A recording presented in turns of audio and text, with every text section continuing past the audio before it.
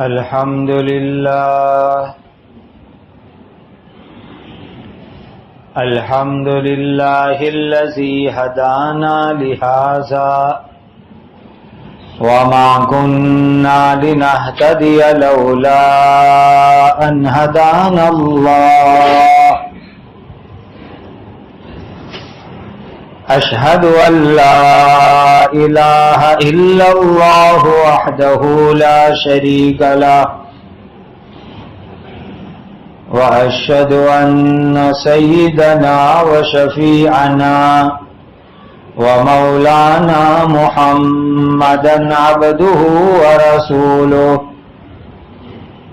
صلوات الله تبارك وتعالى عليه وعلى آله وأصحابه وذرياته وأهل بيته وأهل طاعته وبارك وسلم تسليما كثيرا كثيرا أما بعد فأعوذ بالله من الشيطان الرجيم بسم الله الرحمن الرحيم وعلى الثلاثة الذين خلفوا حتى إذا ضاقت عليهم الأرض بما رحبت وضاقت عليهم أنفسهم وظنوا أن لا ملجأ من الله إلا إليه ثم تاب عليهم ليتوبوا إن الله هو التواب الرحيم. یہ سورہ توبہ کی 118 نمبر کی آیت کریمہ ہیں. اللہ سبحانہ و تعالی کے پاک ارشاد کا خلاصہ ہے اور ان 3 شخصوں پر بھی اللہ نے رحمت کی نظر فرمائی جن کا فیصلہ آئندہ کے لیے ملتوی رکھا گیا تھا، یہاں تک کہ جب زمین اپنی تمام وسعتوں کے باوجود ان پر تنگ ہو گئی اور خود ان کی زندگی بھی ان پر تنگ ہو گئی اور وہ سمجھ گئے کہ اللہ تعالی کی پکڑ سے اس اللہ کی پناہ کے بغیر کوئی پناہ کی جگہ نہیں مل سکتی. پھر اللہ تعالی نے ان پر مہربانی فرمائی، یعنی ان کی توبہ قبول فرمائی تاکہ وہ آئندہ اللہ ہی کی طرف رجوع کرتے رہے. یقیناً اللہ تعالی ہی بہت زیادہ توبہ قبول کرنے والے، سب سے زیادہ رحم کرنے والے ہیں.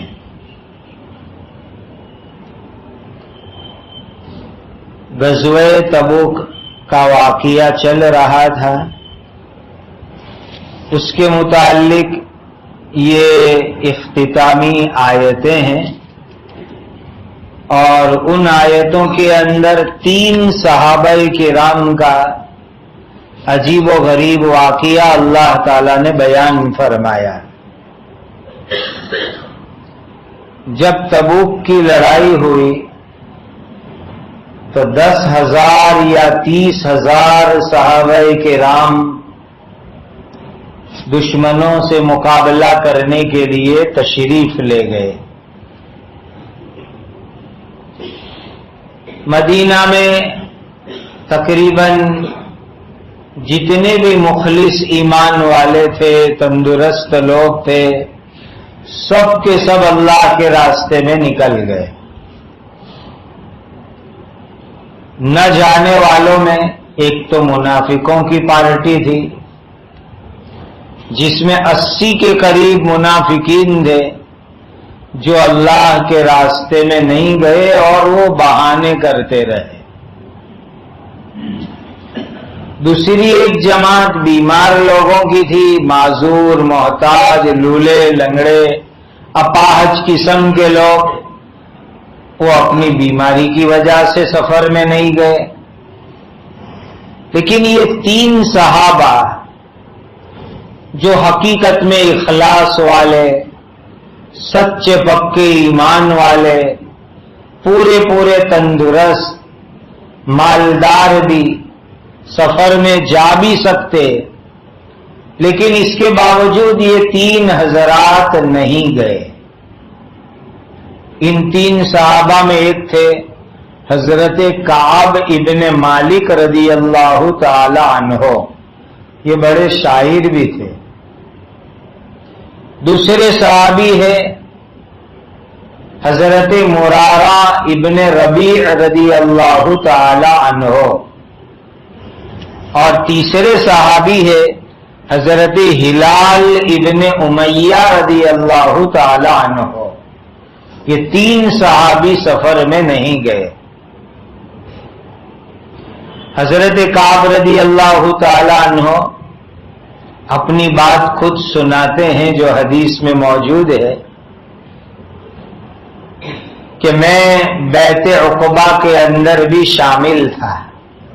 پچھلی آیتوں میں جو قصہ بتلایا تھا کہ مینا کی ایک گھاٹی میں مدینہ کے لوگ حج میں آ کر کے نبی کریم صلی اللہ علیہ وسلم کے ہاتھ پر ایمان لائے اور انہوں نے حضور کو مدینہ آنے کی دعوت دی۔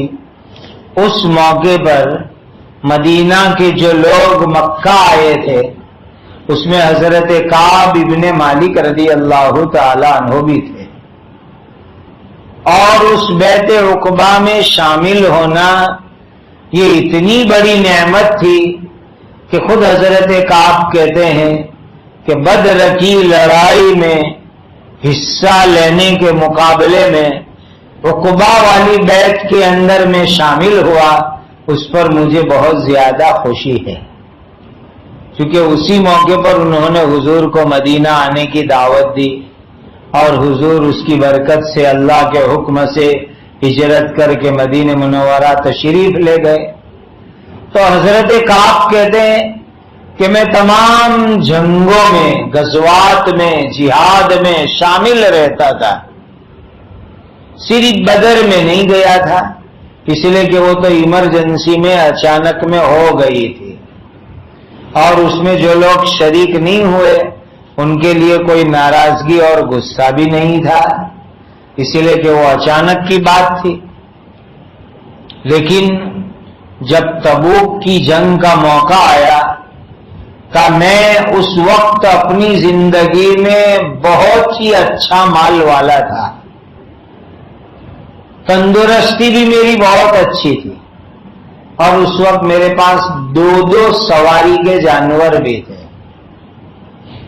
نبی کریم صلی اللہ علیہ وسلم جمعرات کے دن مدینہ منورہ سے روانہ ہوئے۔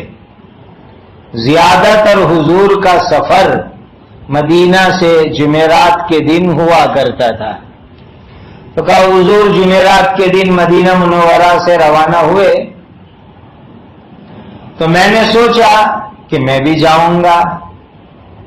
میری کھجور کی باڑی تھی، اس میں کھجور لگے ہوئے تھے، بالکل پکنے والے تھے، بالکل تیاری چل رہی تھی۔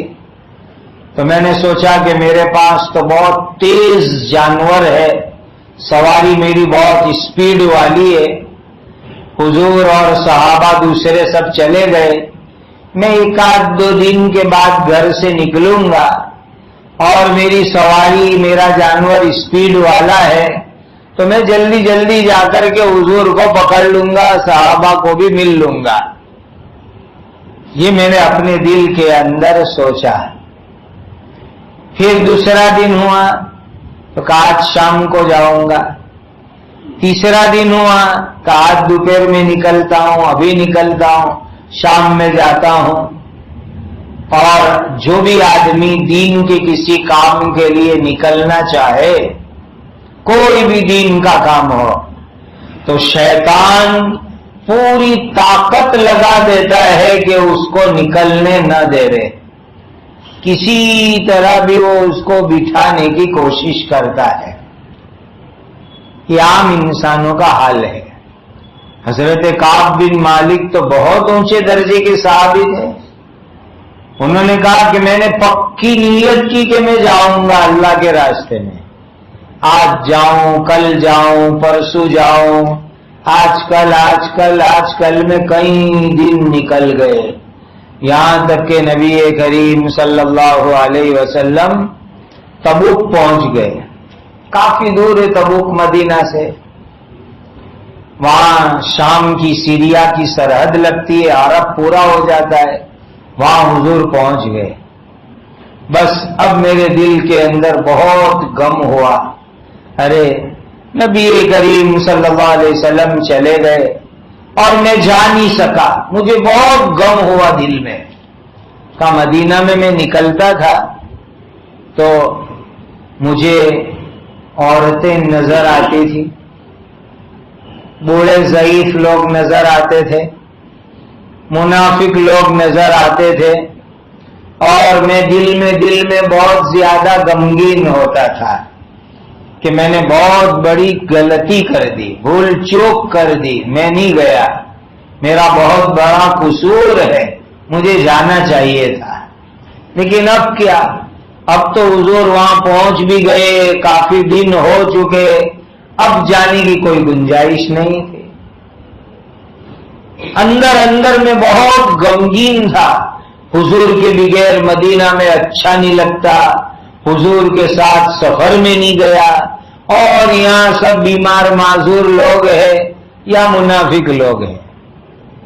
اتنے میں خبر آئی کہ حضرت نبی کریم صلی اللہ علیہ وسلم تبوک سے ریٹرن تشریف لا رہے ہیں، واپس مدینہ آ رہے ہیں، اور آپ صلی اللہ علیہ وسلم جب آنے کے لیے روانہ ہوئے تو کئی دنوں کا سفر کر کے مدینہ منورہ آپ صلی اللہ علیہ وسلم تشریف لائے، اور حضور کی ترتیب یہ تھی کئی دنوں کا سفر، تو چاشت کا جو وقت ہوتا ہے 9-10 بجے کا، ایسے وقت پر حضور مدینہ منورہ تشریف لاتے تھے، اور جب بھی حضور سفر سے واپس ہوتے تو سیدھے پہلے مسجد نبوی میں جاتے۔ جیسے ابھی بتایا کہ زیادہ سفر میں روانگی جمعرات کو ہوتی، واپسی 9-10 بجے صبح میں حضور کی ہوتی، تو حضور تشریف لائے چاش کے وقت پر، اور سنت یہ تھی، عادت یہ تھی کہ سیدھے مسجد نبوی میں تشریف لے جاتے۔ اسی لیے ہمیں بھی یہ کوشش کرنی چاہیے، سفر سے آوے تو پہلے مسجد میں آوے، اور آپ صلی اللہ علیہ وسلم مسجد میں آئے، 2 رکعت نماز آپ نے ادا فرمائی۔ یہ 2 رکعت نماز بھی سفر سے آ کے پڑھنی چاہیے کہ اللہ نے صحیح سلامت واپس پہنچا دیا، اللہ کا شکر ادا کر لے رہے، دعا بھی کر لے رہے کہ اللہ سفر کو قبول کر لے رہے۔ پھر جب حضور مسجد سے نکلتے تو سب سے پہلے بیٹی فاطمہ زہرا رضی اللہ تعالی عنہا کے گھر تشریف لے جاتے۔ یہ بھی حضور کی ترتیب تھی کہ سفر سے آ کے پہلے مسجد کے بعد پہلے پھر بیٹی کے پاس، اور بیٹی کی ملاقات کرنے کے بعد پھر اپنی بیویوں کے پاس تشریف لے جاتے تھے۔ یہ نبی کریم صلی اللہ علیہ وسلم کا مبارک طریقہ تھا۔ تو حضرت کعب فرماتے ہیں کہ حضور آئے اتنے لمبے سفر سے، کئی دنوں کے بعد مسجد نبوی تشریف لے گئے، 2 رکعت نماز پڑھی، مسجد میں بیٹھ گئے۔ سارے مدینہ کے لوگ، منافق لوگ، دوسرے لوگ سب ملنے آ رہے ہیں۔ اب 80 کے قریب منافق تھے جو تندرست تھے اور گئے نہیں، وہ سب آئے نبی کریم صلی اللہ علیہ وسلم کے پاس، اور آ کر کے انہوں نے جھوٹی قسم کھائی اور کہنے لگے کہ حضور مجھے یہ تکلیف تھی اس لیے نہیں آیا، کسی نے اور بہانہ کیا، کسی نے اور بہانہ کیا، سب نے پہلے سے اپنے بہانے تیار رکھے تھے کہ حضور کے سامنے کیا جھوٹ بولنا، کیا بہانے کرنا، سب نے تیار رکھا تھا، جتنے منافق تھے سب نے۔ نبی کریم صلی اللہ علیہ وسلم نے ان کی بات سنی، ان کی قسم سنی، ان کے بہانے سنے. حضور نے فرمایا ٹھیک ہے بھائی، تم اللہ کے راستے میں نہیں آئے، ٹھیک ہے جاؤ، ٹھیک ہے ٹھیک ہے. حضور نے ان کو ٹھیک ٹھیک کر کے روانہ کر دیا.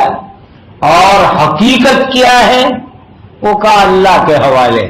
تم سچ بولتے ہو کہ جھوٹ بولتے ہو، بناوٹ کرتے ہو کہ دھوکہ دیتے ہو، یا صحیح بات کرتے ہو، معاملہ اللہ کے حوالے. میں تو تم ظاہر میں بولتے ہو وہ بات سن لیتا ہوں اور مان لیتا ہوں.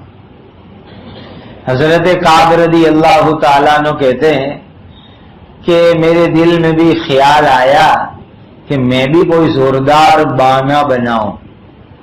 اور حضرت کعب کہتے ہیں کہ میں بانے بنانے میں بہت ایکسپرٹ آدمی تھا.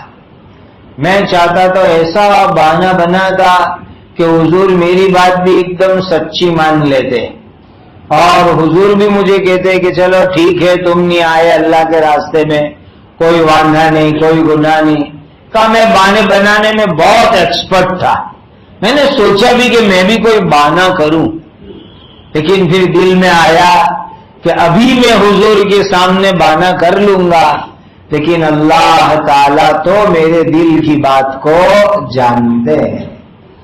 اللہ حضرت جبرائیل کو بھیج کر وحی نازل کر کے میری دل کی بات حضور کو بتلا دیں گے، اور پھر حضور زیادہ ناراض ہو جائیں گے، میرا راز کھل جائے گا، میرا جھوٹ کھل جائے گا، میری بناوٹ ظاہر ہو جائے گی.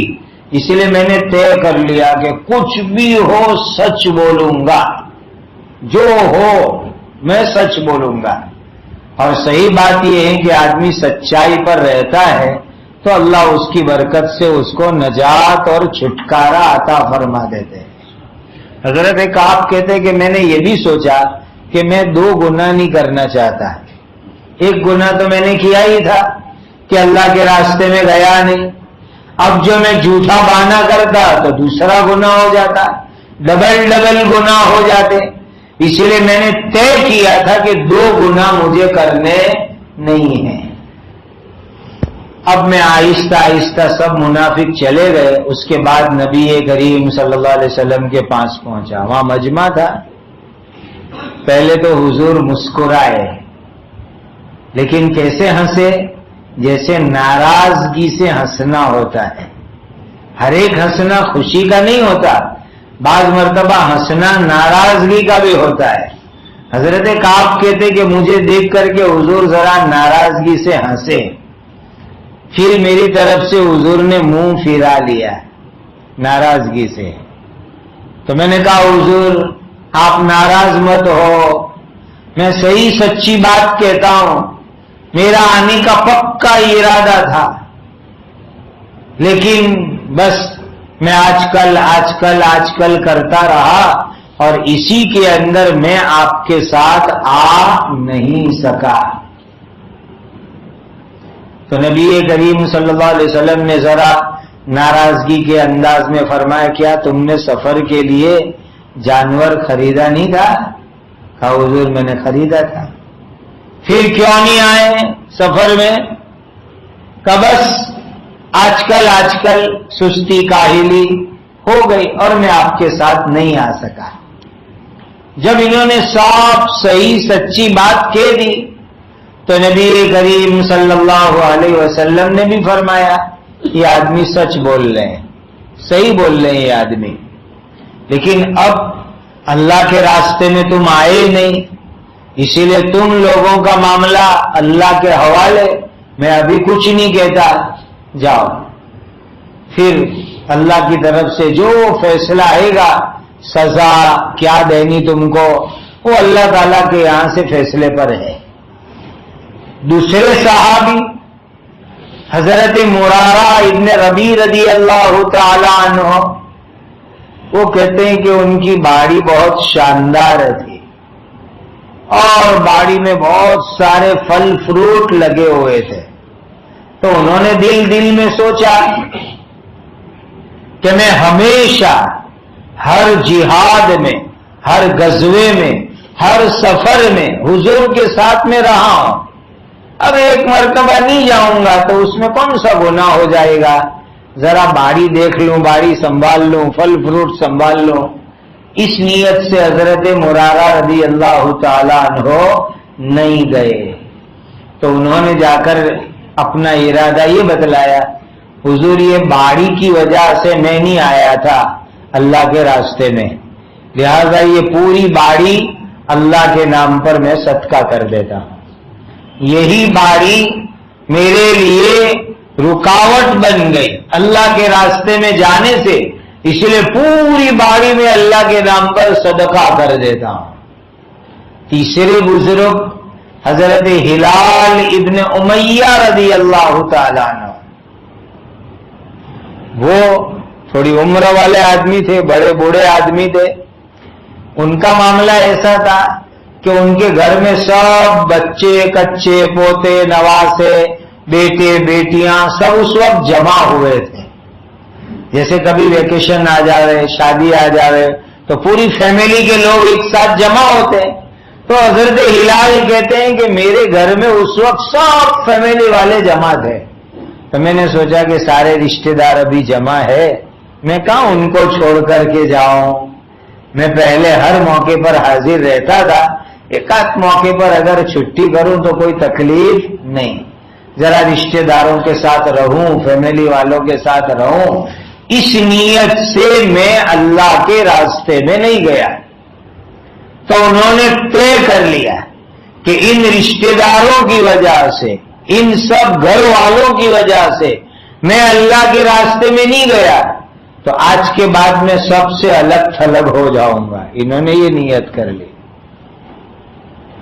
اب سزا کیا؟ تینوں کے لیے نبی کریم صلی اللہ علیہ وسلم نے سزا کا اعلان کیا۔ مدینہ میں سب ان سے بات بند کرو، کوئی ان سے سلام بھی نہیں کرے گا، کوئی ان کو بات بھی نہیں کرے گا، یہ سلام کرے تو جواب بھی نہیں دینے کا۔ سوشل بائیکاٹ کا اعلان کرایا حضور نے کہ سب ان کو چھوڑ دو، ان سے کوئی بات بھی نہ کرے، سلام بھی نہیں کرے۔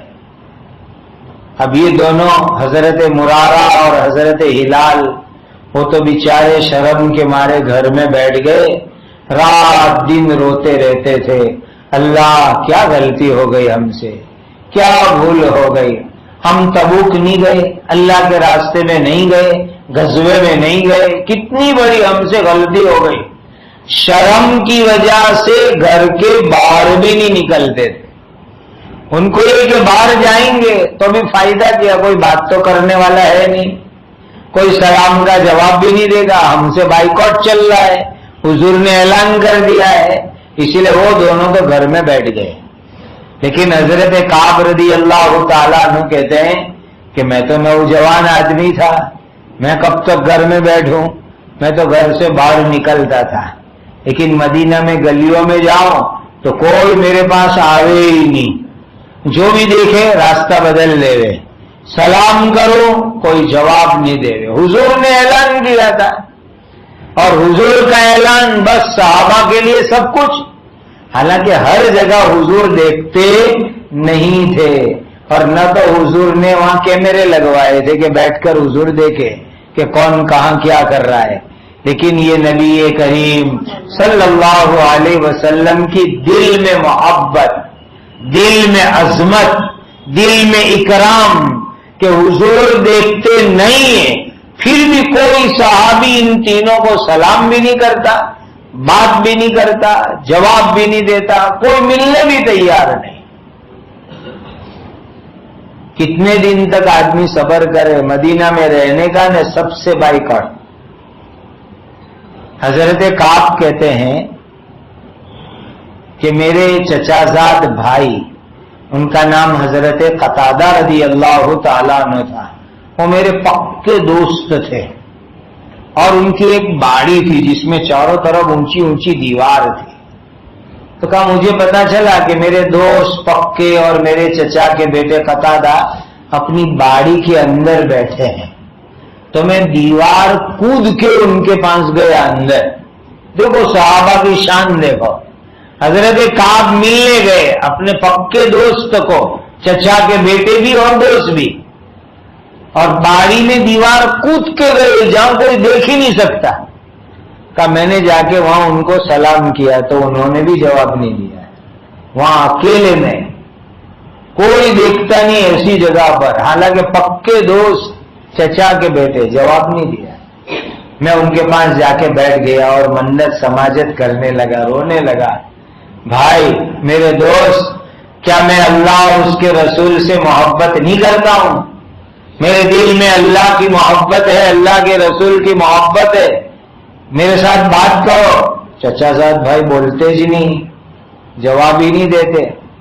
دوسری بار کہا، تیسری بار کہا، چوتھی بار کہا تو اتنا بولے کہ اللہ اور اللہ کے رسول جانتے ہیں. تم کہتے ہو نا کہ مجھے اللہ اور رسول سے بہت محبت ہے، تو وہ تو اللہ اور اللہ کے رسول جانتے ہیں.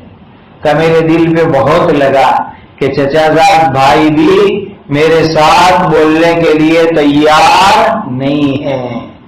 اور پورے مدینہ میں میری زندگی تنگ تنگ ہو گئی، کوئی بات نہیں کرتا. کہ میں مسجد میں آتا تھا نماز پڑھنے، ہر نماز میں حاضری، بھلے سب ناراض ہے لیکن نماز میں حاضری. اور نبی کریم صلی اللہ علیہ وسلم کی مجلس ہوئے وہاں بھی میں بیٹھتا تھا. لیکن عجیب بات یہ کہ میں جا کے حضور کو سلام کروں تو میں حضور کے ہونٹ مبارک دیکھتا کہ میرے سلام کا حضور جواب دیتے ہیں کہ نہیں دیتے ہیں، ہونٹ ہلتے ہیں کہ نہیں ہوتے. یہ محبت ہے، ہلتے کہ نہیں ہلتے. کہا ادھر سے کوئی جواب ملتا نہیں، کیسی ناراضگی ہوگی. یہ سزا تھی، تنبیہ تھی.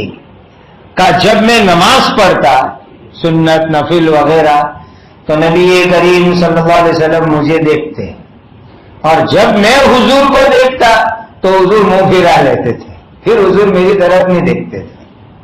ایسی حالت میں تقریباً 40 دن گزر گئے، پورا چلہ سوشل بائیکاٹ کا، اور 40 دن نکل گئے. پھر حضور کا آدمی آیا ہمارے پاس اور آ کے کہہ رہا ہے کہ بیوی کو بھی ان کے ابا کے یہاں بھیج دو.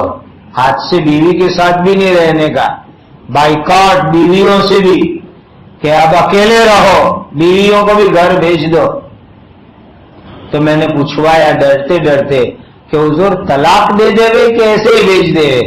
تو جواب ملا کہ طلاق نہیں دینی، لیکن تم ان کے ساتھ رہ نہیں سکتے، بھیج دو بیوی کو گھروں پہ. تو بھیج دیا، بیوی کو بھی روانہ کر دیا. دیکھیے بیویاں بھی کیسی وفادار تھی. حضور کی محبت زیادہ ہے اپنے شوہر کی محبت کے مقابلے میں، کہ حضور کا فرمان آ گیا کہ جاؤ گھر تو فوراً روانہ. پھر شوہر کوئی چیز نہیں ہوتی اللہ کے نبی کے فرمان کے سامنے، چلے گئے فوراً بیویاں.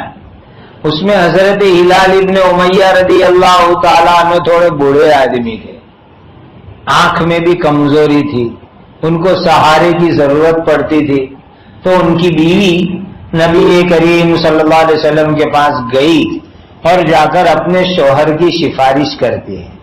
حضور آپ میرے شوہر کو تو جانتے ہیں بوڑھے آدمی ہیں، ایسی بھی ان کو کوئی میری جو خاص شوہر کو بیوی سے ضرورت ہوتی ہے وہ ہے نہیں، اور وہ نابینا آدمی ہیں، میرے سہارے کی ضرورت پڑتی ہے. آپ اجازت دے لیں تو ان کی خدمت اور بیماری میں سہارے کے لیے میں رہوں. حضور نے فرمایا ٹھیک ہے، یہ ایمرجنسی حال ہے، اسی لیے ان کو حضور نے پرمیشن دی، اجازت دی. ہو رہے 40 دن ہوئے، پھر 50 دن گزر گئے، 1.5 مہینے سے اوپر ہو گیا. پورے مدینہ منورہ کے اندر بائیکاٹ. اللہ فرماتے ہیں ضاقت علیہم الارض بما رحبت، کا دنیا اور دھرتی ہم کو تنگ لگتی تھی، جینا مشکل. حضور بھی بات نہیں کرتے، کوئی صحابی بھی بات نہیں کرتے، بیویاں بھی چلی گئی، رشتہ دار بھی بات نہیں کرتے. وضاقت علیہم انفسہم، جان بھی تنگ تنگ ہو گئی. کہ اللہ کے سوا ہمارا کوئی بچانے والا اور توبہ قبول کرنے والا نہیں. اب بات تو پھیل گئی دور دور تک، اتنے دنوں میں اتنے دور تک بات پھیلی کہ غسان کے عیسائی بادشاہوں تک بات پہنچ گئی کہ مدینہ میں اس طرح 3 آدمیوں کا بائیکاٹ ہوا ہے، اور وہ کون سی؟ تبوک کی لڑائی، اور تبوک کی لڑائی عیسائیوں کے خلاف تھی، اور یہ 3 آدمی وہ لڑائی میں گئے نہیں۔ تو عیسائی بادشاہ نے ایک خط لکھا، لیٹر، کہ یہ تو اپنے آدمی ہیں جو ہمارے خلاف لڑنے آئے نہیں تھے، اور ان کے خلاف سوشل بائیکاٹ ہو رہا ہے۔ تو اس نے ایک اناج کا ویپاری نبتی جو ادھر سے آ رہا تھا سیریا کی طرف سے، اس کے ساتھ ایک لیٹر بھیجا، اور لیٹر بھی اتنا قیمتی کہ ریشم کے کپڑے کے اوپر لپیٹ کر بہترین لیٹر بھیجا حضرت کعب ابن مالک رضی اللہ تعالیٰ عنہ کو۔ اور وہ ویپاری جو اناج بیچنے والا عیسائی مدینہ آیا تو مدینہ کی مارکیٹوں میں لوگوں کو پوچھتا ہے یہ کعب ابن مالک کون ہے؟ ان کو ایک لیٹر پہنچانا ہے، کون ہے کعب ابن مالک؟ تو کہا صحابہ ہمارا نام بولنے بھی تیار نہیں۔ کسی نے اشارہ کر دیا، وہ رہے کعب کا، میں بازار گیا ہوا تھا اور وہ ویپاری سب کو پوچھ رہا ہے یہ لیٹر پہنچانا ہے، کہاں ہے کعب، کہاں ہے کعب ابن مالک؟ تو وہ خالی اشارہ کر دیا وہ رہے۔ تو کہا وہ عیسائی آیا میرے پاس لیٹر لے کر کے، بادشاہ کا، عیسائی بادشاہ کا لیٹر۔ اس میں کیا لکھا تھا؟ کعب ہم کو پتا چلا ہے کہ تمہارے نبی تم سے ناراض ہو گئے، تم کو چھوڑ دیا ہے، تم سے بائیکاٹ کروا دیا ہے، تم دنیا میں ذلیل اور رسوا ہونے کے لیے تھوڑے پیدا ہوئے ہو، تم تو عزت کے لیے پیدا ہوئے ہو۔ آ سکتے ہو تو ابھی ہمارے یہاں آ جاؤ، ہم تم کو شاہی مہمان بنائیں گے، اپنے یہاں رکھیں گے، اپنی حکومت میں ہم تم کو ویلکم کریں گے، آ جاؤ ہمارے یہاں۔ اتنا بڑا لالچ بھرا ہوا خط وہ عیسائی بادشاہ نے حضرت کعب بن مالک رضی اللہ تعالیٰ عنہ کے نام پر لکھ کے لالچ دے کر کے بلانے کی کوشش کی۔ صحابہ کا ایمان دیکھو، اس عیسائی ویپاری کو زبان سے کوئی جواب نہیں دیا، خط پڑھا، اور وہاں بازار میں ایک تندور جل رہا تھا، وہ تندور میں لے جا کے خط ڈال دیا، لے یہ تیرے بادشاہ کا جواب۔ کیسی صحابہ کی محبت ہوگی، اندازہ لگاؤ کہ نبی کریم صلی اللہ علیہ وسلم کے مقابلے میں ایک عیسائی بادشاہ دعوت دے کے بلا رہا ہے تو اس کو جواب لکھنے بھی تیار نہیں، پریکٹیکلی جواب دیا، اس کا خط آگ میں ڈال کے جلا ڈالا کہ کہہ دینا یہ جواب، جلا ڈالا، کوئی جواب نہیں دیا۔ کیسے یہ لوگ ایمان والے ہوں؟ پورے 50 دن مکمل ان کے بائیکاٹ کے گزر گئے۔ اس میں بیچ میں ایک روایت بڑی عجیب ہے کہ نبی کریم صلی اللہ علیہ وسلم جب اتنے بڑے لشکر کو لے کر مدینہ سے تبوک تشریف لے گئے، اتنا لمبا راستہ، راستے میں کہیں حضرت کعب بن مالک کی یاد حضور کو نہیں آئی۔ بڑا لشکر تھا، 30,000 کی تعداد بتلائی جاتی ہے۔ وہاں تبوک پہنچنے کے بعد ایک دن بیٹھے ہوئے تھے کہ نبی کریم صلی اللہ علیہ وسلم نے پوچھا بھائی سب دکھ رہے ہیں لیکن کعب ابن مالک نہیں آئے، وہ کیوں نہیں آئے اس مبارک سفر میں؟ تو ہر طرح کے لوگ مجمع میں ہوتے ہیں، تو کسی نے نبی کریم صلی اللہ علیہ وسلم کو یوں کہا حضور ان کو تو بہت اچھے اچھے کپڑے بہت پسند ہیں اور کپڑوں کی ان کو بہت محبت ہے، اسی لیے وہ نہیں آئے، اس لیے کہ سفر میں آوے تو میلے کپڑے بھی پہننے پڑے، جو ملے وہ استعمال کرنے پڑے۔ کہا ان کو اچھے کپڑے اور اچھے کپڑے کی محبت نے روک لیا مدینہ میں، اسی لیے وہ نہیں آئے۔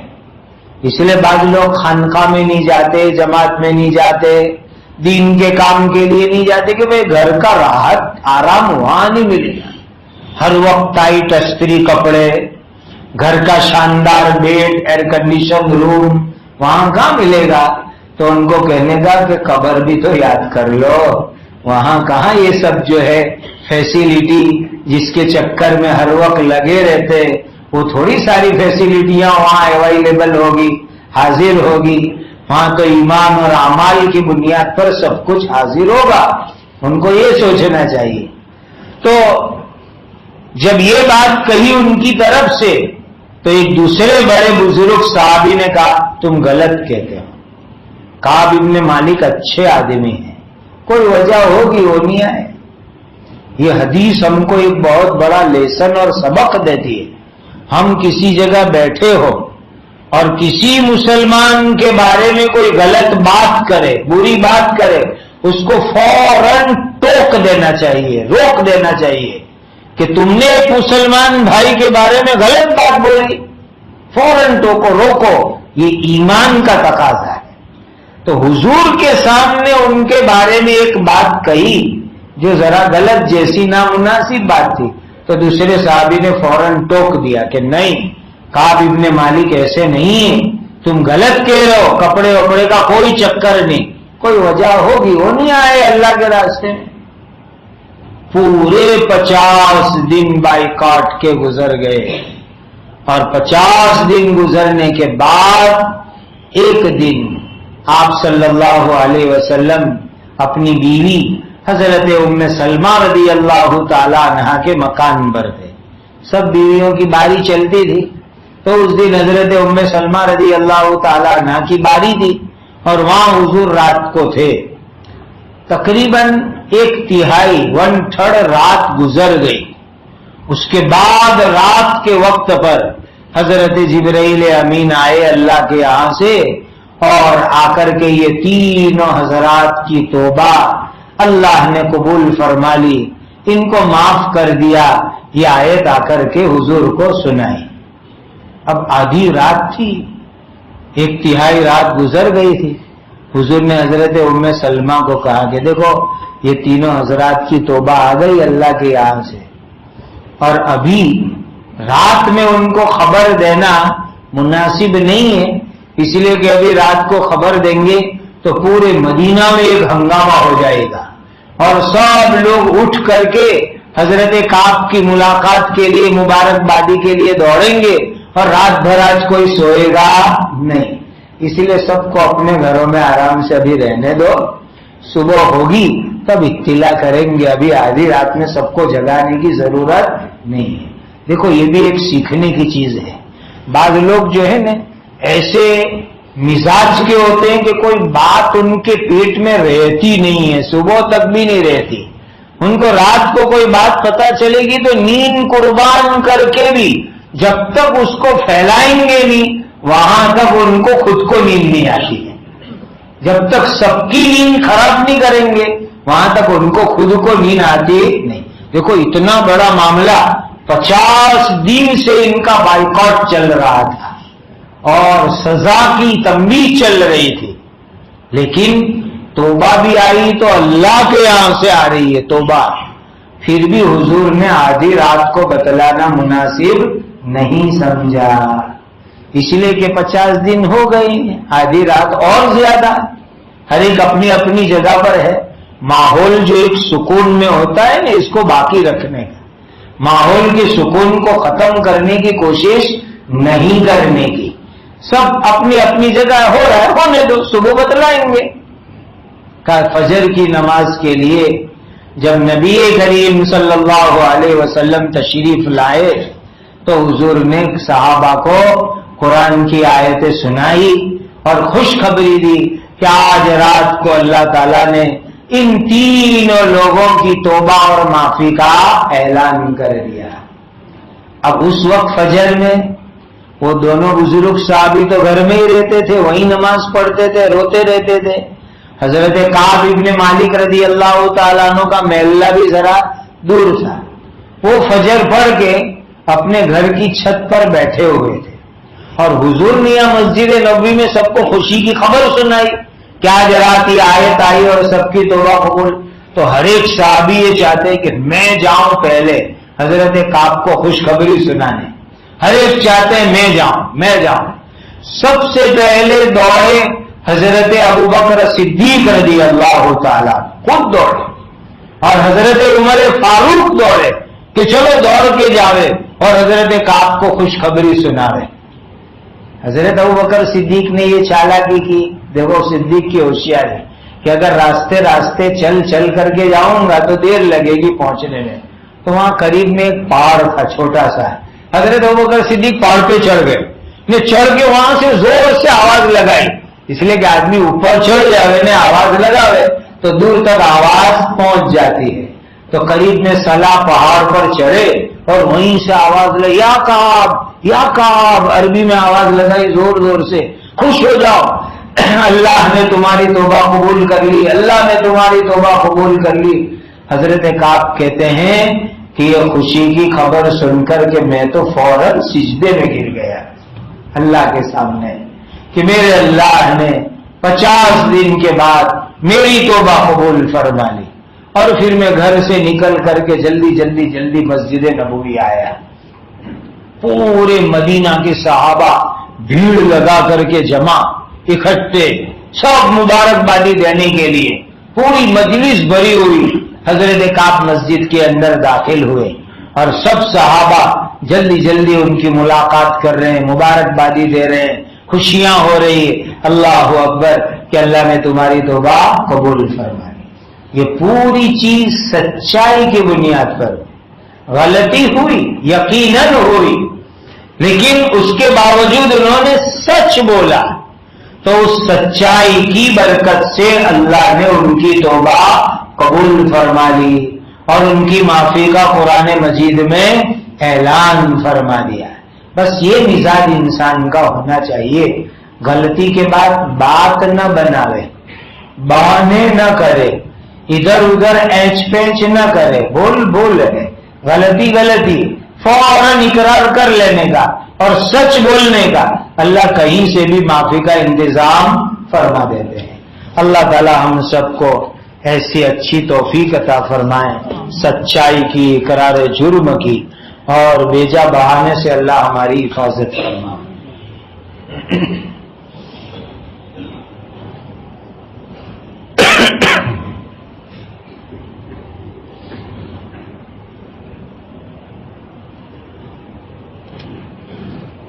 آج ہمارے حضرت اقدس مولانا ابراہیم صاحب پانڈور دامت برکاتہم العالیہ, ان کے بھتیجے کی ابھی 6 ہفتے پہلے شادی ہوئی تھی. دونوں میاں بیوی کا کل جونسبرگ میں ایکسیڈنٹ ہوا اور دونوں کا انتقال ہو گیا.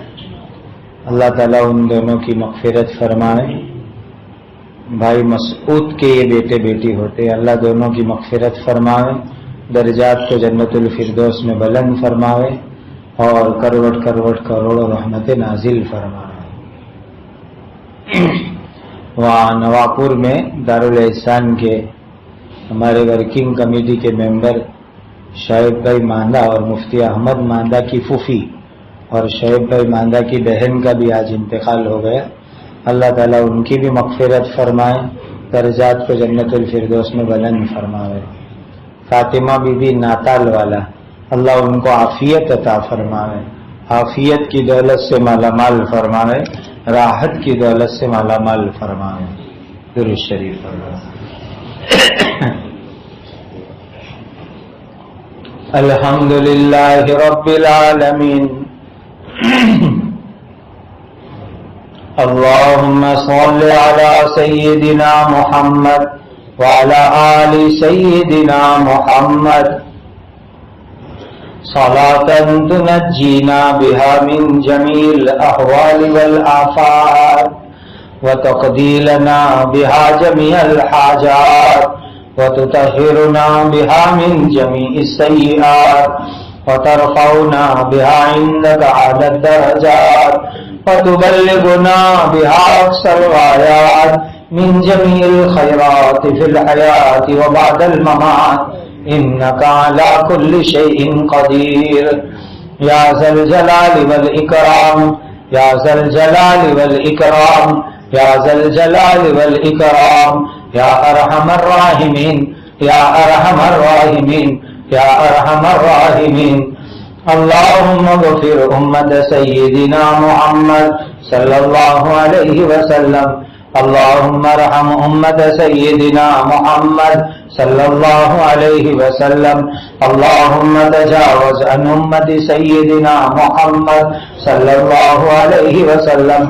اللهم صل شان امت سیدنا محمد صلی اللہ علیہ وسلم اللهم انصر امت سیدنا محمد صلی اللہ علیہ وسلم اللهم انا نسألك العافية ودوام العافية والشكر على العافية اللهم انا نسألك العافية ودوام العافية والشكر على العافية اللهم انا نسألك العافية ودوام العافية والشكر على العافية اللهم انا نعوذ بك من الفتن ما ظهر منها وما بطن اللهم انا نعوذ بك من الفتن ما ظهر منها وما بطن اللهم انا نعوذ بك من الفتن ما ظهر منها وما بطن اللهم انا نسألك رضاك والجنة اللهم انا نسألك رضاك والجنة اللهم انا نسألك رضاك والجنة ربنا آتنا في الدنيا حسنة وفي الآخرة حسنة وقنا عذاب النار۔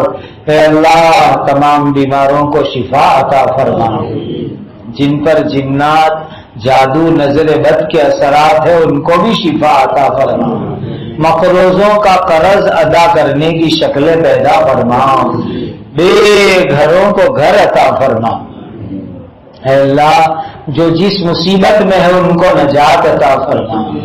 اے اللہ جو قید و بند میں ہے معصور ہے ان سب کو رہائی عطا فرما، ہمارے سب چھوٹے بڑے اگلے پچھلے گناہوں کو معاف فرما، زندگی کا ہر کام حضرت نبی کریم صلی اللہ علیہ وسلم کی سنت کے مطابق کرنے کی توفیق عطا فرما، ہر حرام سے ہماری حفاظت فرما، ہماری عمروں میں برکت عطا فرما، ہمارے پورے ملک میں امن و امان قائم فرما، فتنے فساد سے حفاظت فرما، یہاں جتنی قوم اور مذہب کے لوگ رہتے ہیں ان میں آپس میں ایک دوسرے کا اکرام احترام نصیب فرما۔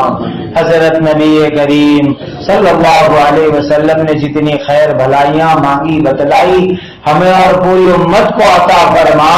حضرت نبی کریم صلی اللہ علیہ وسلم نے جن شرور سے بنا چاہی اے اللہ ہماری اور پوری امت کی حفاظت فرما، ہماری جائز مرادوں کو تمناؤں کو اپنے کرم اور فضل سے قبول فرما۔ اے اللہ مرحومین کی مغفرت فرما، بیماروں کو عافیت عطا فرما، شفا عطا فرما۔ وصلی اللہ وسلم علی سیدنا مولانا محمد وعلی آلہ واصحابہ اجمعین۔ سبحان ربک رب العزت عما یصفون وسلام علی المرسلین والحمد للہ رب العالمین۔